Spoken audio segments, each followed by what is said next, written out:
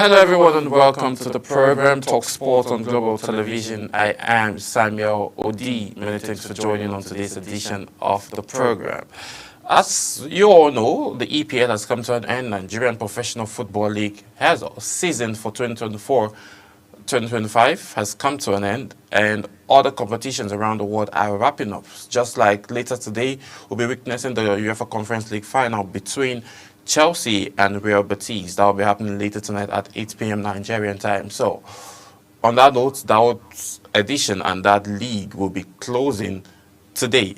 By the time we'll discover who the finals champions would be later today. And then for UEFA Champions League, it's no longer news that the finals will be played later this weekend on Saturday, as we would know who will triumph and be the champion of the world between Inter Milan and also PSG, respectively. We'll be seeing how all of those games will be panning out. So with the current one still happening locally here, the National Sport Festival ongoing in Ogun State, yesterday came up with a whole lot of thrilling actions as we saw teams like I brought to your notice yesterday that Team Ogun made it through to 6 finals. They were able to get gold medals in 3 out of those 6, and other teams decided to say, no, we came all the way to the Ogun State and we have to go back with some gold medals as well. So they stood in the way and were able to secure a couple of gold medals for themselves yesterday, as over 800 medals have been won totally in the National Sport Festival in Ogun State. Transfer windows are open. Real Madrid are looking to sign around 2 players before this break runs out. Xavi Alonso, the new head coach of Real Madrid, has gotten into action and he's making moves already to build the team around the young fellas, given the fact that they don't have so much older guys, and the oldest currently on the squad of Real Madrid is 33 years of age. So they want to continue the trajectory of building around the young players. And then Victor Osimhen is still talking transfer. Victor Osimhen says that he would rather remain in Galatasaray, that's talking about the Turkish league, than going back to the Serie A side, that's talking about heading back to his former club, which is Napoli. So his option is either to remain in Turkey or currently go to any team in England. So he debunked conversations and didn't make mention or any kind of comments when he had to deal with Saudi Arabia and their plan to also sign him to Al Hilal. So we'll be having all of these conversations and more immediately after this break. Stay with us. We'll be right back.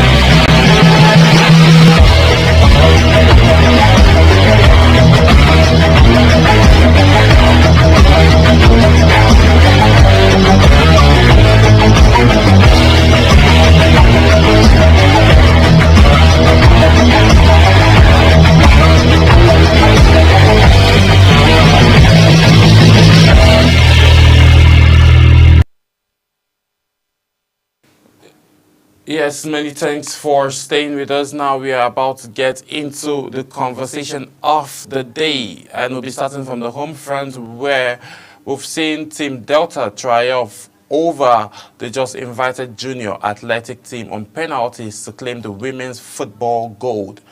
Host Ogun State secures men's final victory. So let me bring you up to speed with the story.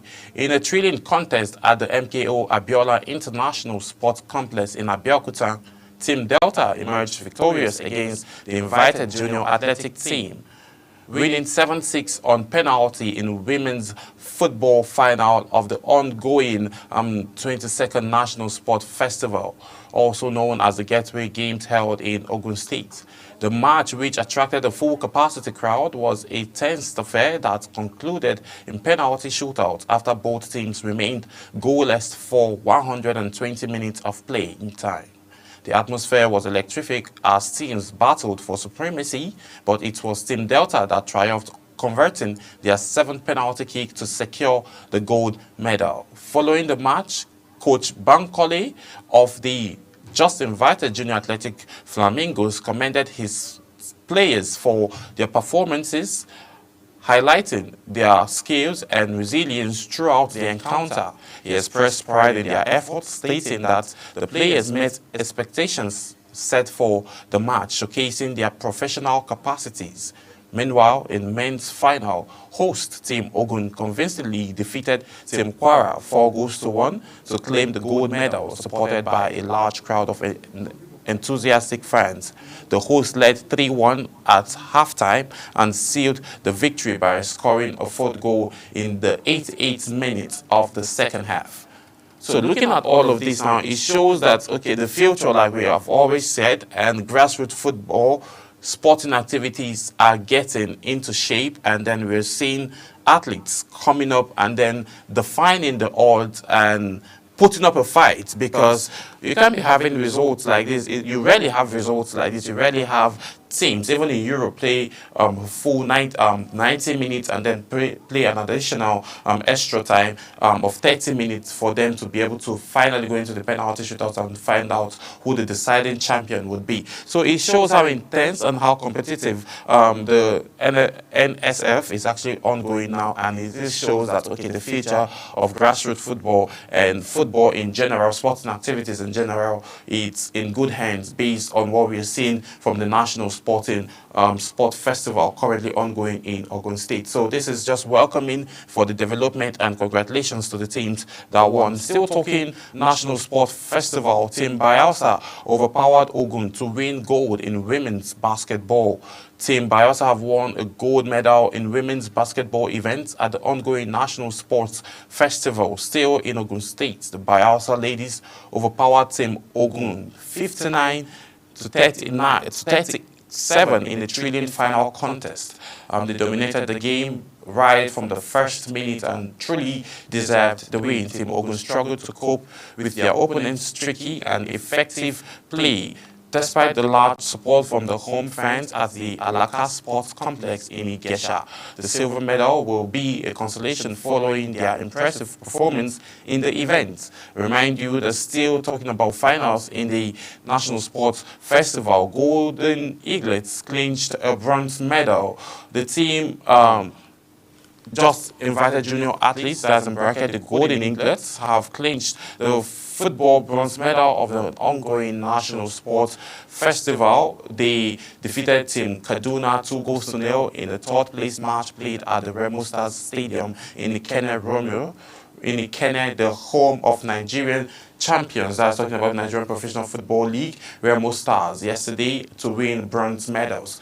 Goal poacher Abdul Muzik Adeleke scored the first goal and then put intense pressure on their marker to score an own goal and steal the victory for the team. In the female event, Team Ogun defeated Team Oshun by the same margin in clinching the bronze medal. Here in the FCT and the Gateway Games still, FCT defeats Edo 30-70 to win bronze medal in the handball category. Team FCT makes team of Tuesday defeats defeated Edo by 30-17 to clinch the bronze medal in handball at the ongoing National Sport Festival Tiger Gateway Games. Speaking with newsmen after the team's victory at the game, which was decided at the Alake Sports Complex in Abeokuta, head coach of the team, FCT, Ayo Joshua, appreciated the team and God for the victory, stressing that players played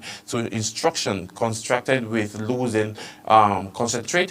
losing focus. The coach noted that most of these players would still be together and prepare for the next festival coming up in Enugu State. Captain of the team, Atebo Abubakar, also stated that the team performed well despite playing the host state of the semi-final games. So home or away is actually looking very crucial, and teams came prepared. Playing to instruction is very key to winning any form of championship or any form of medal that any team can win. So with all of these results, now that means the coaching crew are actually doing well for the Handball Federation in terms of training and also having these players hailed and listen to instructions. So with all of this now, all of these results we are seeing now is actually no longer surprising nor news to the fact that the teams that pay more attention and the teams that had a point to prove came to prove their point, and also, at the end of the day, even if they didn't get the decisive medal that they wanted, they still, struggled and be able to get the medal that is around, that's something worth celebrating. That's talking about the bronze medal. And then this is one of the biggest competition here in Nigeria, and it shows that a lot of individuals from both home and abroad are beginning to make concerns about the fact that the development of grassroots and also sporting activities, it's really in good hands, given the fact that we're seeing high intense level of competitions being carried out in this year's festival. So moving away from Gateway festivals in Ogun State, let's have a conversation around CAF, as CAF announces March venue for WAFU 2024 finals. Yes, the Confederation of African Football and local organizing committee have announced March venues for 2024 Women's African Cup of Nations. For the first time, 6 venues will be used for the biennial competition. The venues are Olympic Stadium Rabat, that's in Morocco, and also the trajectory continues like that as we see others too that will be happening in other countries as well. Morocco will host the WAFU 2024 finals from the 5th of July to the 26th of July 2025.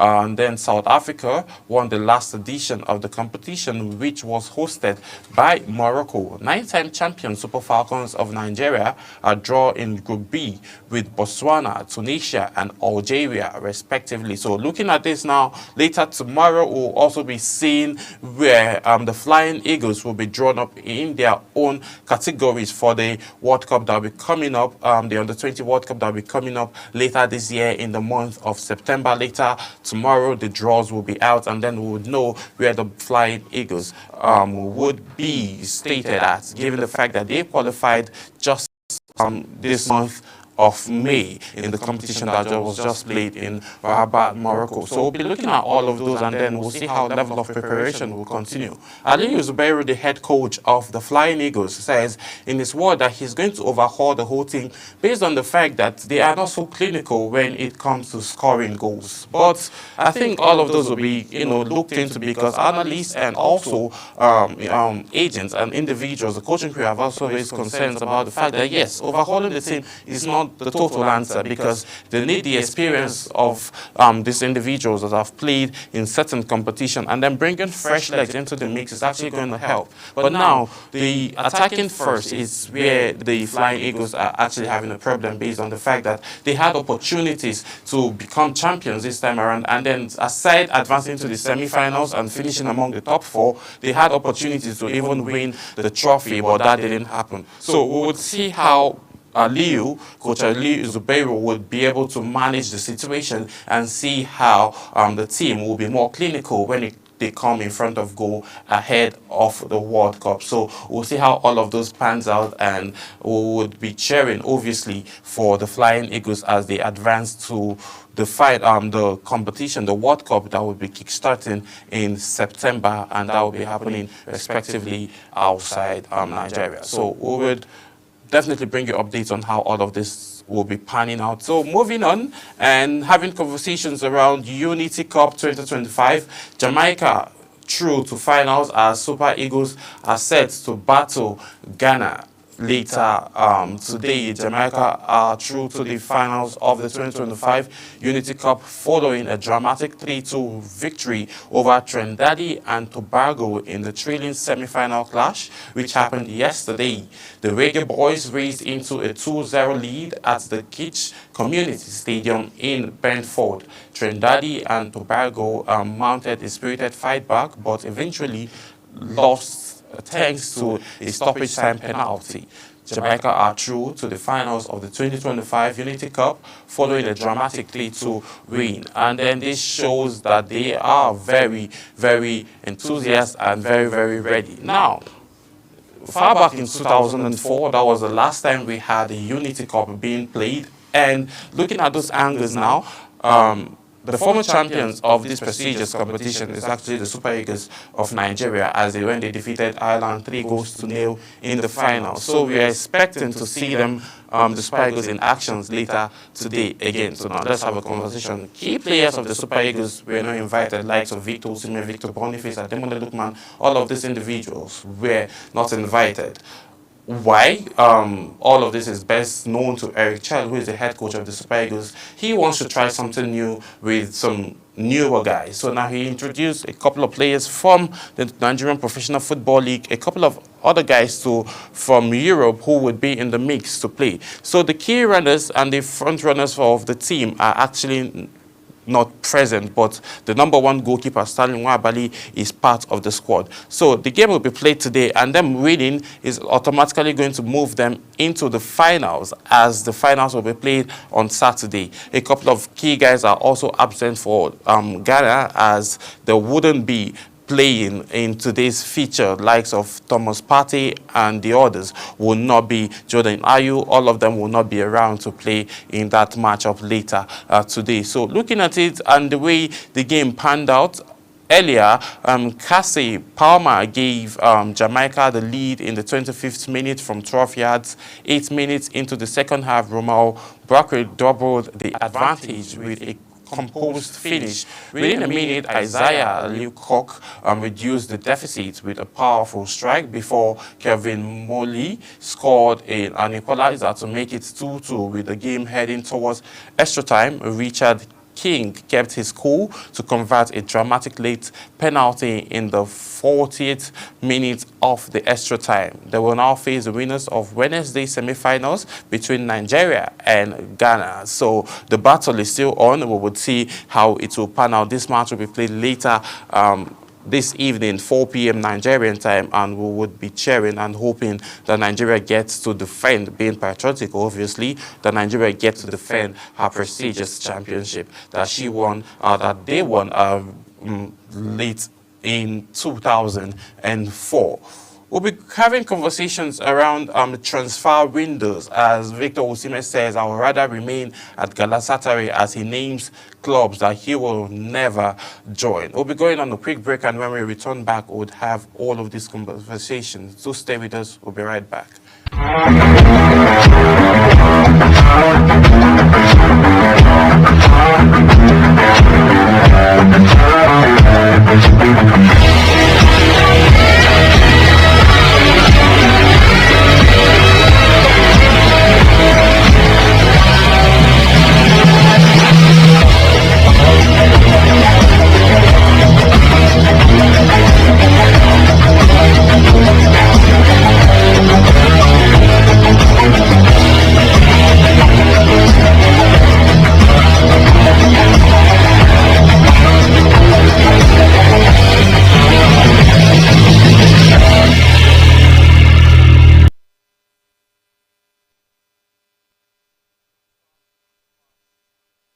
And transfers windows are open as we speak, and it's going to get more open maybe from next month and July, based on the fact that the new season will be coming up around August later this year. Now transfers. Now it's time you see coaches leaving from one team to the other, players getting contract extended, some becoming free agents, and some deciding to say, I will never go to this club no matter what I get paid.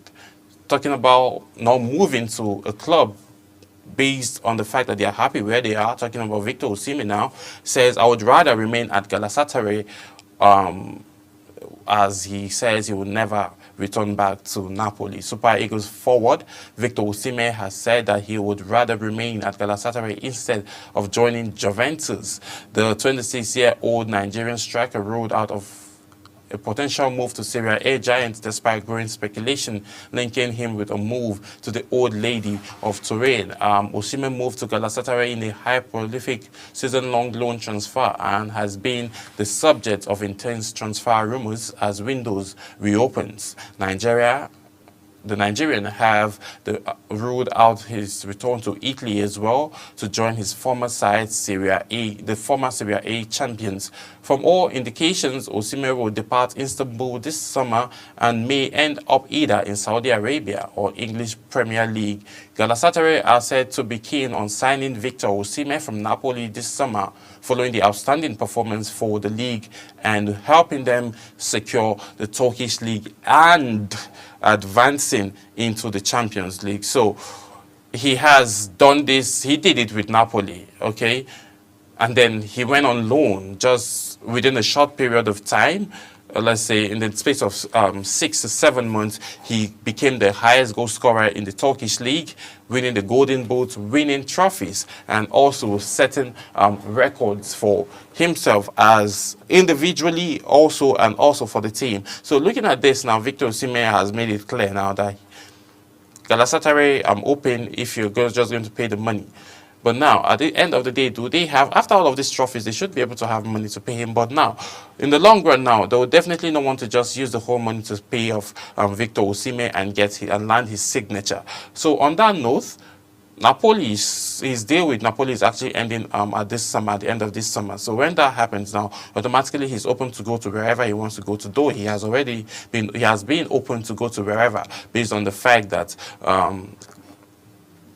Antonio Conte says he doesn't have Victor Osimhen in his plans for Napoli. So looking at all of this now, it's very open for him to move. And like I would always say, as a Chelsea fan that I am, I would love him to actually be in Chelsea. But there is a high speculation that he might be going to Manchester United. So we'll see what happens, given the fact that, you know, the windows are open and then he is ready to make all of these moves. But Galatasaray are very, very keen in signing him because of the fact that they said they are not willing to let him go, that Victor Osimhen is not up for sale. Still moving away and from Victor Osimhen's conversation, let's talk quick transfer windows talks with Real Madrid, as Xavi Alonso says he will be signing 2 players this week. Xavi Alonso coming out with firepower. Former Real Madrid player, also now manager, says Real Madrid are planning to announce the signing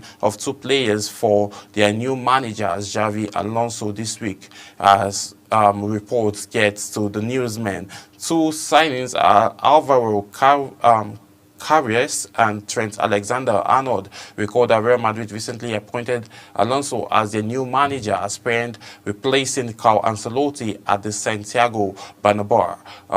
Real Madrid are keen to blustering Alonso's squad with new players after missing and losing La Liga title to Barcelona this season. The Los Blancos were also knocked out of the UEFA Champions League at the hands of Arsenal. Alexander-Arnold is set to join Real Madrid on a free transfer from Liverpool after deciding not to extend his deal with the Premier League 2024-2025 champions. Carreras, meanwhile, is expected to leave Benfica from Real Madrid at the end of this summer. So Real Madrid are all out already, and they're making big moves and signing key players. You know, it's been rumored for a very long time that Trent Alexander would be signed with Real Madrid. Now the deal is sealed and it's done, and maybe come this weekend, immediately after Champions League, the announcement will be made and these players will be unveiled as Liverpool, or rather as Real Madrid players. So looking at all of this now, I think it's looking well, and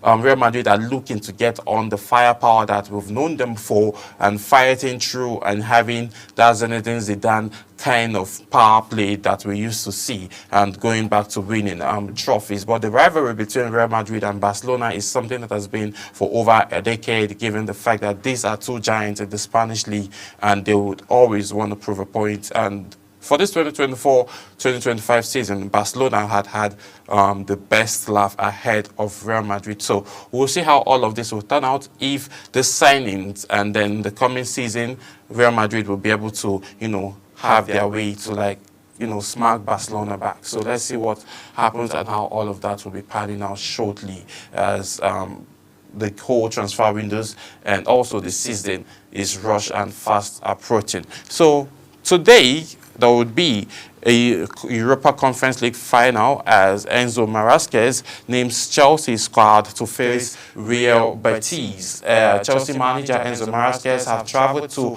Wrocław, Portland, with 23-man squad ahead of their European Conference League final against Real Betis. The Blues will be seeking to end the season with silverware when they face La Liga side on Wednesday night.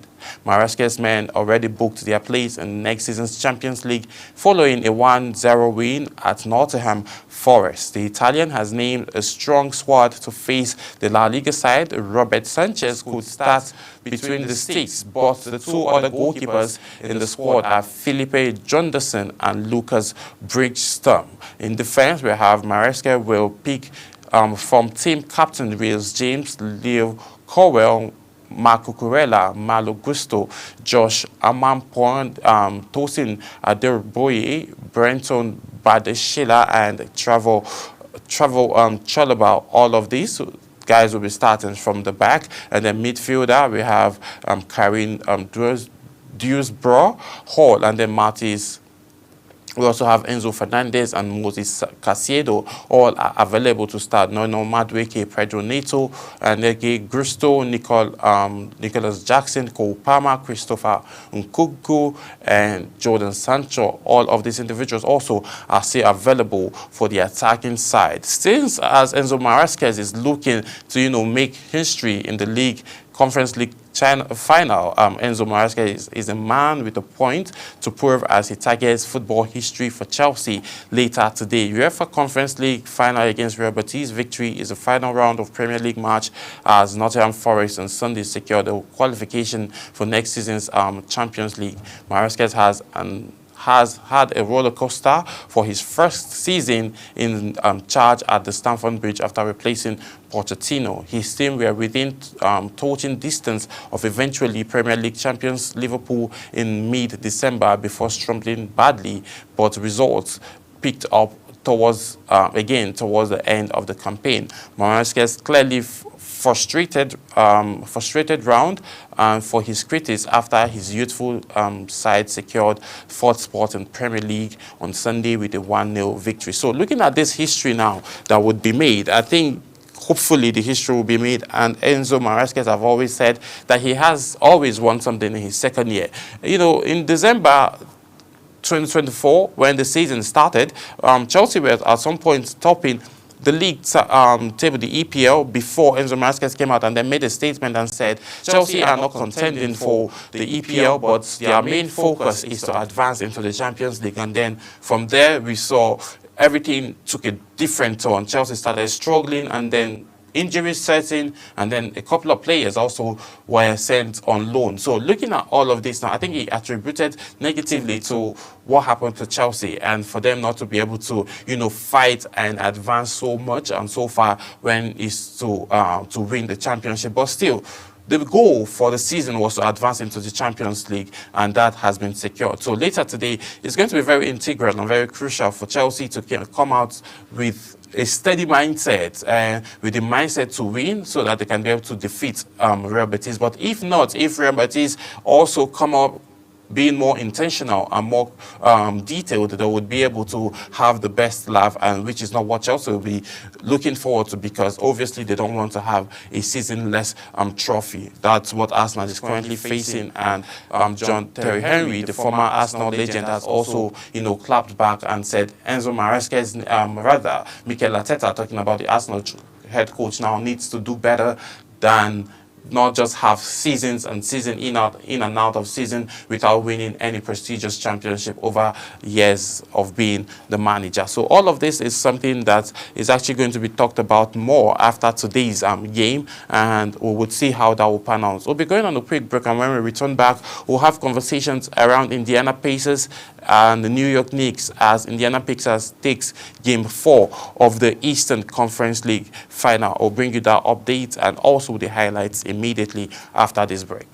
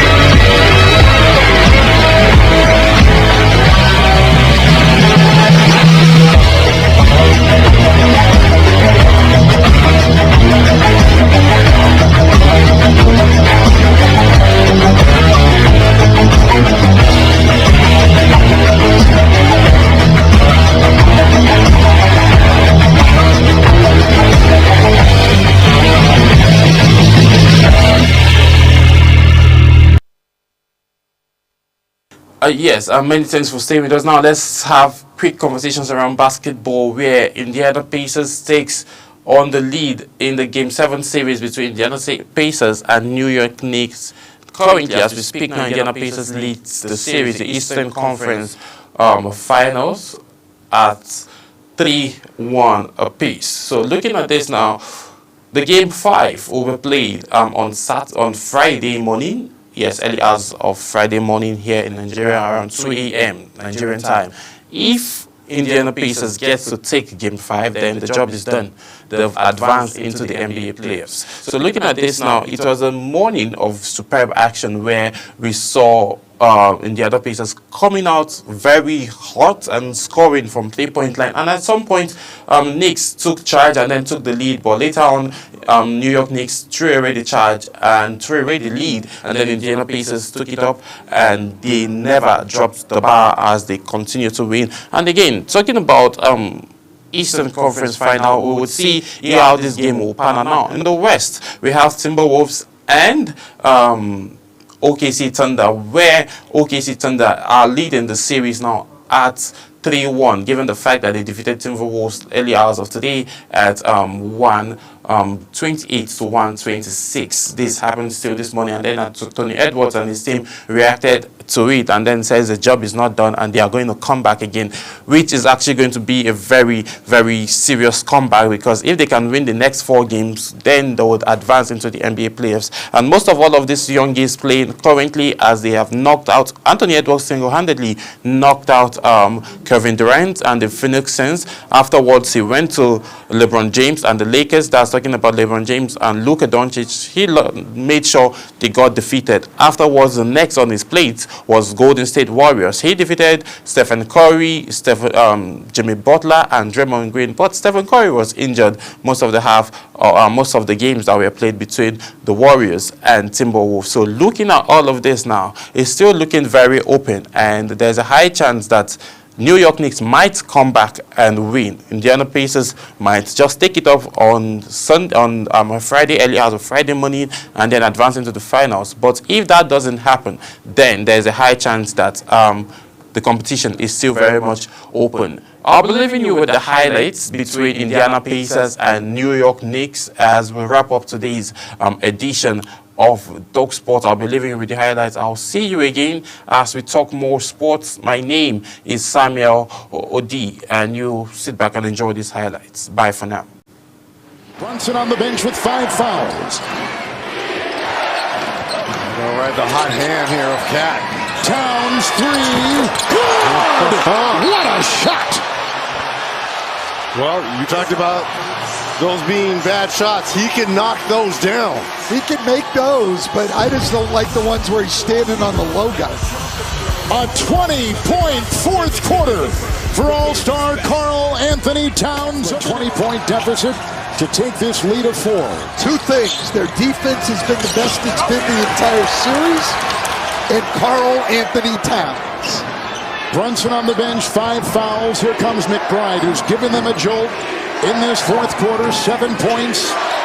Early foul trouble, had to sit on the bench, but he's back in. And he has it here, controlling, and Towns on top, playing with a lot of confidence. Turner will defend. Towns in tight. Well, we're going to call a travel. That's a late travel there by Scott Foster. I don't know. Karl Anthony Towns wants a challenge. Well, first of all, you don't have a challenge. Nope. And you can't challenge the travel. But other than that, it was a good idea. Coach, who's going to score here for Indiana? I mean, their offense in disarray here in the second half. Well, they've got their starters on the floor. Bridges and Siakam.